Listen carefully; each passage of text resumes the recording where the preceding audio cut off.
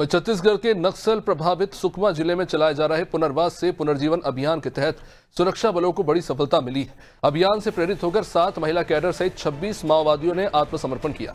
इसे माओवादी नेटवर्क के लिए एक बड़ा झटका माना जा रहा है। आत्मसमर्पण करने वाले ये माओवादी PLGA बटालियन, दक्षिण बस्तर, माड़ डिवीजन और आंध्र ओडिशा बॉर्डर क्षेत्र में सक्रिय रहे। इन पर कुल 64 लाख का इनाम घोषित था। सुरक्षा एजेंसियों के मुताबिक आत्मसमर्पण करने वाले ये माओवादी सुकमा, माड़ क्षेत्र और सीमावर्ती ओडिशा में हुई कई बड़ी नक्सली घटनाओं में शामिल रहे हैं। दरअसल इस अभियान का उद्देश्य ही भटके हुए युवाओं को हिंसा का रास्ता छोड़कर सम्मानजनक जीवन की ओर लौटने का एक अवसर देना है। आत्मसमर्पित माओवादियों को राज्य सरकार की पुनर्वास नीति के तहत आर्थिक सहायता, सुरक्षा, आवास, शिक्षा और रोजगार से जोड़ा जाएगा। पुलिस अधीक्षक किरण चौहान ने शेष माओवादियों से अपील करते हुए कहा कि हिंसा का रास्ता छोड़ें, शांति और विकास का मार्ग अपनाएं। सरकार आत्मसमर्पण करने वाले पुनर्वास और सुरक्षित भविष्य के लिए पूरी तरह से प्रतिबद्ध है। सीआरपीएफ द्वारा जो लगातार नक्सल अभियान चलाए जा रहे हैं, उसके अलावा जिले में जो कैंप खोले गए हैं उससे प्रभावित होकर आज 26 नक्सलियों ने आत्मसमर्पण किया है। इन 26 नक्सलियों में 7 महिला नक्सलियों का भी समावेश है। इन 26 नक्सलियों पे 64 लाख का इनाम घोषित किया गया है।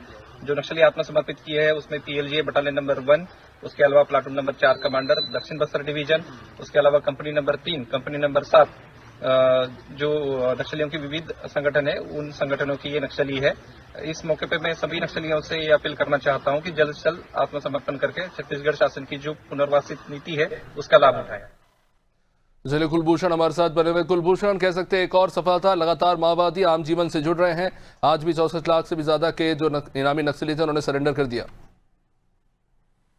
बिल्कुल, जिस तरह देखा जा सकता है कि पिछले कुछ दिनों से जितने भी बड़े लीडर्स नक्सल के रहे हैं उन सभी के या तो सरेंडर या तो मारे जाने के बाद से पूरी तरह से नक्सल जो नक्सली हैं वो पूरी तरह से टूट चुके हैं और लगातार जो है या तो वो सरेंडर कर रहे हैं या तो वो किसी ऐसे जाल में फंसकर लगातार या तो मारे जा रहे हैं। अभी इसका एक जिस तरह से पिछले दिनों देखा गया कि देवा भारती की जो सरेंडर हुई, जो उसके बाद एक बड़ा बदलाव जो है वो नक्सलों में देखने को मिला और ये बड़ी बात है कि उसके बाद से ही लगातार नक्सली जो है वो सरेंडर के लिए आ रहे हैं। आज भी देखिए 7 महिलाएं हैं, 26 लोगों ने टोटल यहाँ पर आज सरेंडर किया है। 64 लाख की इनामी नक्सली टोटल शामिल थे, यानी ये सभी पर इनाम था और सभी पर बड़ा बड़ा इनाम रखा गया। 5 लाख, 10 लाख, 11 लाख, इस तरह के बड़े बड़े इनाम वाले नक्सली इसमें शामिल हैं। तो यकीनन तौर पर ये चीज तो साफ है कि अब वह अपनी जो जिंदगी जो अब तक चल रही थी, जो जंगल जो यातना वो झेल रहे थे, अब उनसे वो उब गए हैं।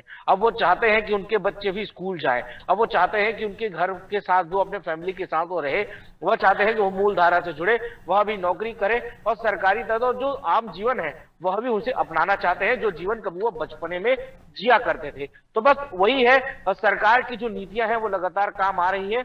लगातार सरकार के नियमों और सरकार की जो नीतियां हैं उनसे प्रभावित होकर नक्सल लगातार जो है वो आम जीवन पे आ रहा है। और अगर इसी तरह रहा तो जो लक्ष्य रखा गया है 31 मार्च 2026 का, 2026 आ चुका है, बस 31 मार्च की देरी है। आने वाले कुछ महीनों में जो रिजल्ट है वो हम सब के सामने होगा कि किस तरह से छत्तीसगढ़ से नक्सल का खात्मा जो बोला गया था वो होगा।